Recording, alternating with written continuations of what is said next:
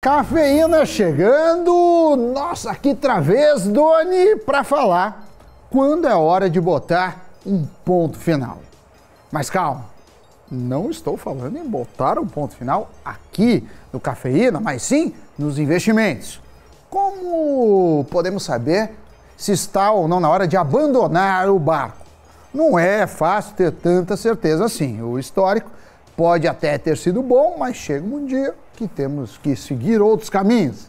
Isso vale para o emprego, às vezes para um relacionamento e até mesmo para um fundo de investimento. Então pergunto-lhes, quando é a hora de pedir o dinheiro de volta?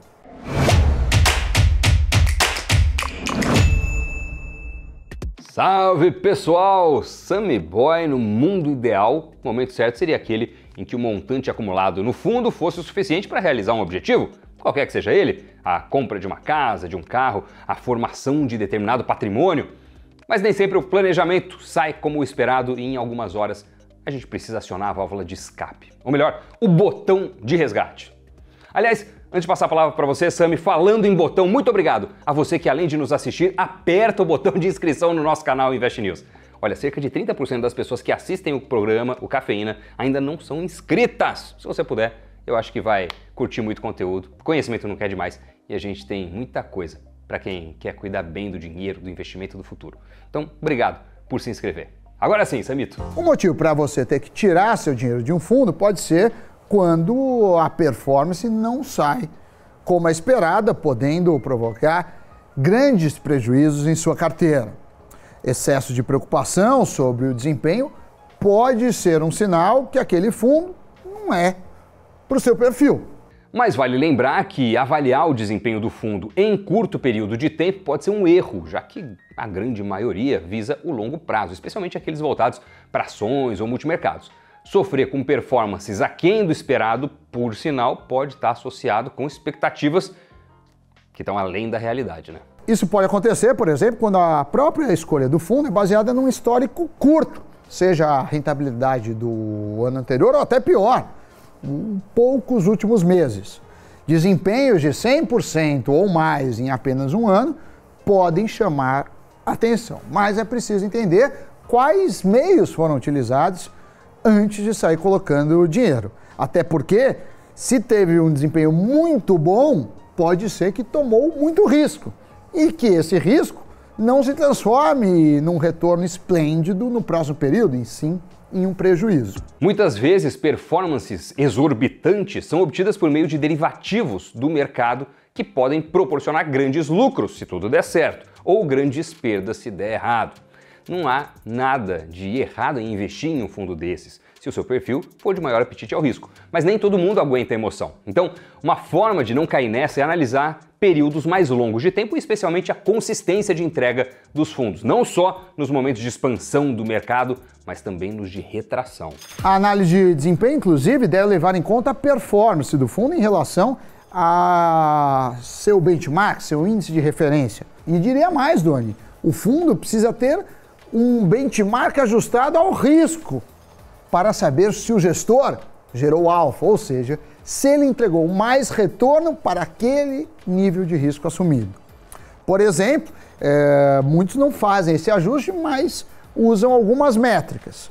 Eles comparam fundos de ações tradicionalmente com o Ibovespa. E por que isso pode ser criticado? Porque você pode ter um fundo de ações ou uma carteira de ações com um risco muito maior do Ibovespa. Basta você escolher ações que não diversificam tanto e ter ações de empresas com volatilidade maior. É tarefa do gestor encontrar as melhores oportunidades, mas isso não quer dizer que um dos melhores fundos da indústria não possa perder um ano ou outro para o próprio índice de referência. Fundos que perdem todo ano ou que mais perdem do que ganham, no entanto, certamente não são bons investimentos, né? Senão seria mais simples, mais fácil investir no ETF do mercado, como o que segue o Ibovespa, ou o índice de small caps, ou de fundos imobiliários e por aí vai.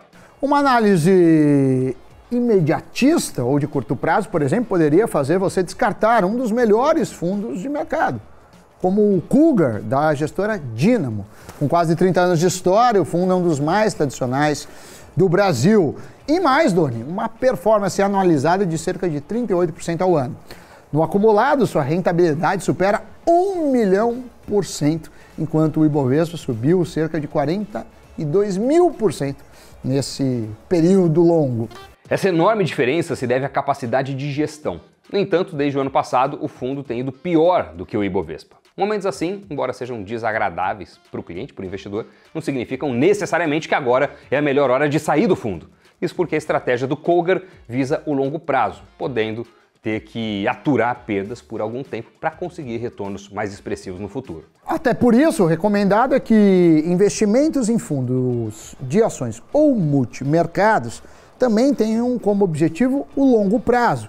E aí você tem um horizonte aí mínimo de 3 a 5 anos. Ficar entrando e saindo de fundos pode levar você a perder dinheiro ou, no mínimo, ganhar menos do que poderia. Vale dizer só, né, Doni, que você tem o come cotas nos fundos, que é aquele mecanismo que vai tirando o imposto, mas se você ficar um período curto antes do come cotas, se for um fundo de renda fixa, por exemplo, você vai pagar a alíquota maior. No caso de ações, você vai pagar lá os 15% sobre o lucro. O momento de entrada e de saída de um fundo também deve levar em conta as expectativas em relação aos seus principais veículos de investimento. Tem gente que espera um momento de euforia para entrar em um fundo de ação, mas essa pode ser uma das piores horas, já que os preços vão estar mais caros, mais altos no mercado e, portanto, com menor potencial de valorização, menor espaço para subir forte. O famoso chegou tarde para a festinha. Nesses períodos também pode ser mais difícil encontrar vagas nos melhores fundos, que costumam abrir em momentos de baixa, quando os níveis de resgate ainda estão altos. Com a migração para a renda fixa, no último ano, alguns, Doni, dos principais fundos de ações e multimercados chegaram a reabrir para captação, como é o caso do Dínamo, do Verde e Atmos. Sair ou mesmo reduzir o montante investido em um fundo para entrar em outro mais atrativo que acabou de reabrir pode ser uma alternativa, mas nesse caso vale uma atenção especial às categorias dos fundos. Tirar o dinheiro de um fundo mais conservador para colocar em um fundo mais arriscado, mesmo que com histórico excelente, pode aumentar a volatilidade e o risco da sua carteira. Outro motivo que pode levar à saída de um fundo são alterações na equipe gestora. Isso é comum, por exemplo, quando grande parte de uma equipe sai para montar uma outra gestora, uma própria gestora. Nesse caso, pode até valer a pena acompanhar os gestores em sua nova empreitada, já que a forma como eles investem pode ser não só conhecida, como também agradar o seu perfil. Mas e se o fundo estiver indo muito bem e passar a representar uma porção considerável dentro do portfólio? Vale a pena resgatar uma quantia para rebalancear a carteira? A resposta normalmente é não, até porque se o fundo é realmente bom, não faz muito sentido tirar o dinheiro de lá.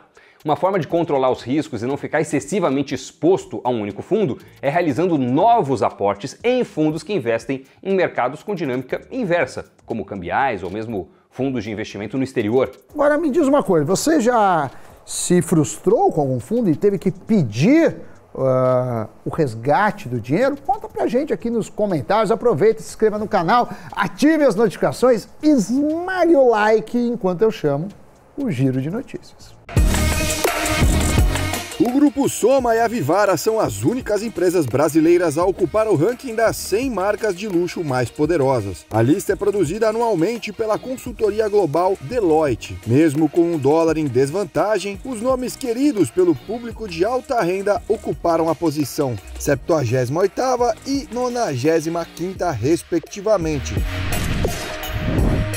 O ex-presidente do braço norte-americano da FTX está tentando arrecadar dinheiro para abrir uma nova startup de criptomoedas. Brett Harrison disse a pelo menos uma empresa de capital de risco que pretende levantar 6 milhões de dólares e obter uma avaliação de 60 milhões para isso. A negociação acontece semanas depois do colapso da FTX. O Goldman Sachs reduz estimativas de EBITDA da Cosan, Vibra e Ultrapar. O banco também citou em relatório risco de volta de impostos federais sobre os combustíveis em 2023, o que pode fazer os resultados das empresas virem ainda menores. Muito bem, esse foi o Giro de Notícias. Obrigado a você que nos acompanhou até aqui. Valeu mesmo, pessoal. Obrigado pelo like, pela inscrição, pelo comentário. Sammy Boy, um abraço e a vocês, bons investimentos. Até o próximo programa. Tchau. Valeu. Tchau, tchau.